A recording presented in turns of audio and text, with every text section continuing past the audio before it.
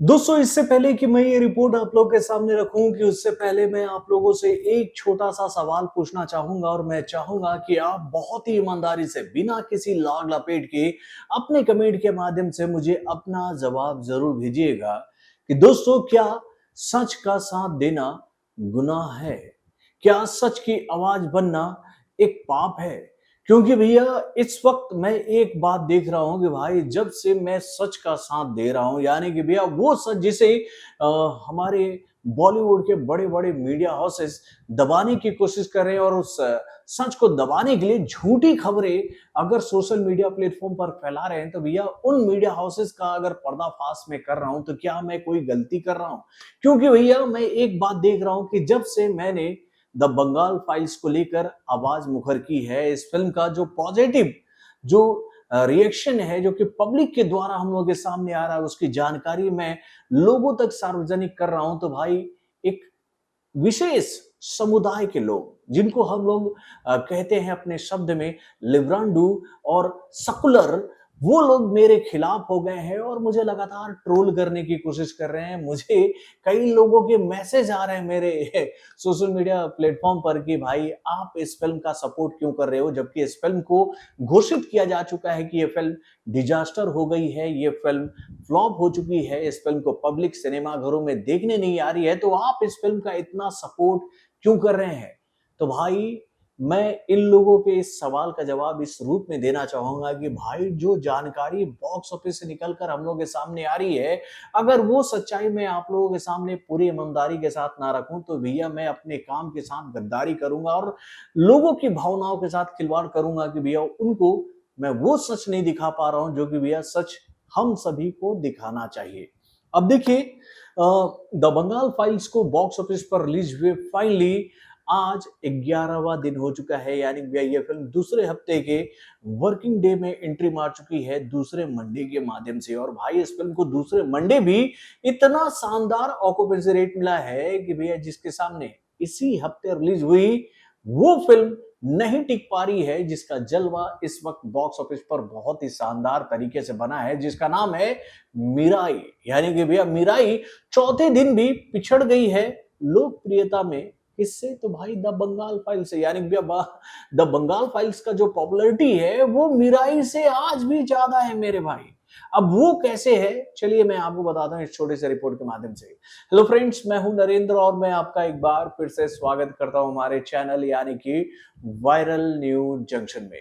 तो दोस्तों जैसा मैंने आपको बताया कि भैया आज द बंगाल फाइल्स का बॉक्स ऑफिस पर 11वां दिन था और वहीं पर मिराई का आज बॉक्स ऑफिस पर चौथा दिन था यानी भैया पहले हफ्ते का पहला वर्किंग डे आज मिराई का था बॉक्स ऑफिस पर। तो भाई एक तरफ हम ये बात देख रहे हैं कि आज 3 शो के माध्यम से मिराई को पूरे इंडिया से जो हिंदी लैंग्वेज में ऑक्यूपेंसी रेट मिला है वो आंकड़ा है 9.74% का। और वहीं पर अगर हम लोग बात करें द बंगाल फाइल्स की तो भैया द बंगाल फाइल्स जो है वो 15.22% के ऑक्यूपेंसी रिपोर्ट के माध्यम से भाई काफी आगे है मिराई से। यानी कि भैया आज मिराई को मॉर्निंग के शो में जो पूरे इंडिया से हिंदी लैंग्वेज में ऑक्यूपेंसी रेट मिला वो आंकड़ा रहा 5.64% का। तो वहीं पर द बंगाल फाइल्स को जो आज मॉर्निंग के शो में ऑक्यूपेंसी रेट मिला वो मिराई से कम था यानी कि भैया 5.33% का। यानी कि भैया लगभग लगभग 31% ज्यादा का ऑक्यूपेंसी रेट मिराई को आज मिला था मॉर्निंग के शो में।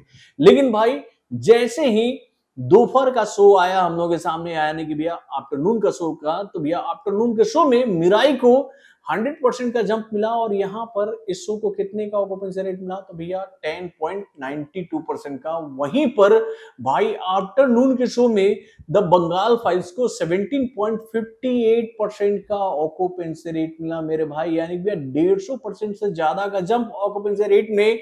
आज मिला भैया द बंगाल फाइल्स को। और ऐसा ही कारनामा द बंगाल फाइल्स जो है वो इवनिंग के शो में भी कर चुकी है। यानी भैया इवनिंग के शो में हम लोगों ने ये बात देखी कि भैया मिराई को 12.65% का ऑक्यूपेंसी रेट मिला तो वहीं पर द बंगाल फाइल्स को आज इवनिंग के शो में 22.76% का ऑक्यूपेंसी रेट मिला। यानी कि भाई सीधा सीधी 300% का जंप 300% का जंप लेते हुए यह फिल्म मिराई से काफी आगे निकल गई ऑक्यूपेंसी रेट में। तो भाई अगर इस फिल्म को इतना जबरदस्त रिस्पांस पूरे इंडिया से मिल रहा है, इस फिल्म को पब्लिक देखने के लिए सिनेमाघरों की तरफ जा रही है, जहां पर इस फिल्म के शोज लगे हैं ना भैया, वहां पर ऑडियंस टूट पड़ी है इस फिल्म को देखने के लिए। यानी कि भाई लोग इस फिल्म का कहे तो भैया शो टाइम जान जान कर कि भैया हमारे किस सिनेमा घर में, हमारे शहर के किस सिनेमा घर में ये फिल्म लगी है और इस फिल्म का शो टाइम क्या है, वो जानकर अगर इस फिल्म को देखने के लिए ऑडियंस सिनेमा घरों में आ रहे हैं, इस बात के उम्मीद के साथ कि भैया अगर हम आज इस फिल्म को नहीं देखेंगे तो हो सकता है कि नेक्स्ट वीक में ये फिल्म सिनेमा घरों में उतर जाए, तो भैया उससे पहले हम लोग इस फिल्म को देखने सिनेमा घरों में आ जाए। तो भाई अगर पब्लिक इस फिल्म को इतना जबरदस्त रिस्पॉन्स दे रही है, तो हम लोग क्यों ना इस फिल्म की सच्चाई दुनिया के सामने रखें। भाई मैं एक बात देख रहा हूं कि भैया जब से मैं इस फिल्म का सपोर्ट कर रहा हूं, एक खास कहे तो भैया खास समुदाय जो है वो मुझे टारगेट करने की कोशिश कर रही है कि भाई आप इस फिल्म का सपोर्ट क्यों कर रहे हो। और भैया उनके इस टारगेट को देखने के बाद मैं आप लोगों से ये बात कह सकता हूं कि भैया इस फिल्म में जो कहानी दिखाई जा रही है ना, द डायरेक्ट एक्शन डे वाला जो कहानी दिखाया जा रहा है भैया, उसके पैरोकार आज भी हम लोग के देश में है क्या?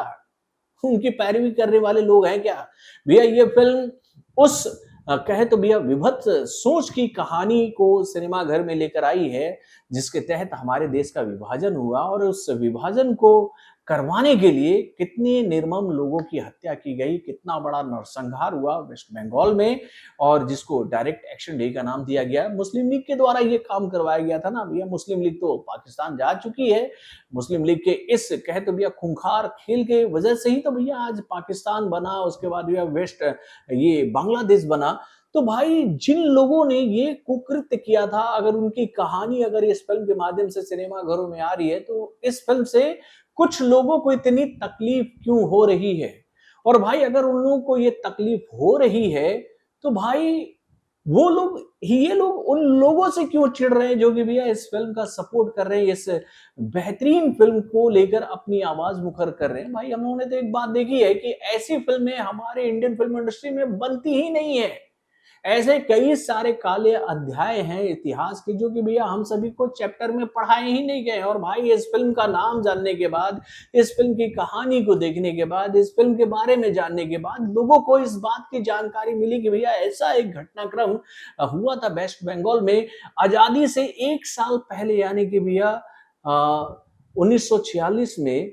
16 अगस्त को, मतलब कि हमारे आजादी वाले दिन से एक दिन बाद, कि भैया इतना बड़ा नरसंहार केवल इसलिए करवाया गया था कि भैया इस देश का बंटवारा हो सके, इस देश का टुकड़ा टुकड़ा हो सके। तो भाई जिन लोगों ने ये काम करवाया था वो तो चले गए देश से, लेकिन भाई इस इतिहास को अगर एक बार फिर से दिखाया जा रहा लोगों को, ये मैसेज देने के लिए कि भैया हम सभी को यूनाइट रहना है, नहीं तो भैया हमारे एकता में अगर कहीं भी खंडता आई तो भैया फिर से विघटन होना इस देश में कोई बहुत बड़ी बात नहीं है। अगर ये मैसेज ये फिल्म दे रही है, तो इस मैसेज से कुछ लोगों को इतनी तकलीफ क्यों हो रही है, इस सवाल का जवाब मुझे आज तक नहीं मिल पाया। लेकिन मैं यहाँ पर सैल्यूट करूंगा इस देश की जनता का कि भैया वो लोग उन सभी खबरों को दरकिनार करते हुए इस फिल्म को देखने के लिए सिनेमा घरों में आ रहे हैं कि भाई इस फिल्म को लोग कुछ लोग फ्लॉप बता रहे हैं। और भाई सच्चाई ये है कि ये फिल्म ऑक्यूपेंसी रेट में काफी आगे है अभी सिनेमा घरों में चल रही सभी फिल्मों से। भाई इस फिल्म के साथ में ना बहुत घनघोर अन्याय हुआ है, इसको कहीं भी ढंग से शोज मिले ही नहीं। कई लोगों ने ये शिकायत की है कि वो लोग इस फिल्म को देखने के लिए सिनेमा घरों की तरफ जा रहे थे, लेकिन भैया उनको पता चलता है कि भाई इस फिल्म को हटा दिया गया। यानी कि भैया इस फिल्म को सिनेमा घरों में ऑडियंस लगातार मिल रहे थे, लेकिन उसके बावजूद भी भैया एग्जीबिटर्स और डिस्ट्रीब्यूटरों के ऊपर ऐसा कौन सा प्रेशर है कि भैया उसकी वजह से ये लोग अपनी सिनेमा घरों से इस फिल्म को हटा रहे हैं। और वेस्ट बंगाल में क्या हो रहा है ये बात तो आप लोग जानती हो कि भैया विवेक रंजन अग्निहोत्री ने फिर से एक बार ये आवाज मुखर की है कि भाई उनकी इस फिल्म को वेस्ट बंगाल में रिलीज करने दिया जाए, जहां की ये कहानी है वहीं के लोग अगर इस फिल्म को ना देख पाए, ये तो भैया अन्याय है ना वेस्ट बंगाल की जनता के साथ में।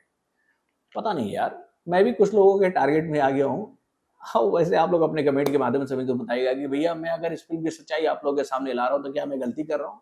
बॉलीवुड से जुड़े और भी कई सारे खबरों को जानने के लिए हमारे चैनल यानी कि और सब्सक्राइब करना ना भूलिएगा और हमारे अपडेट्स को जानने के लिए बेल आइकन को जरूर दबाइएगा।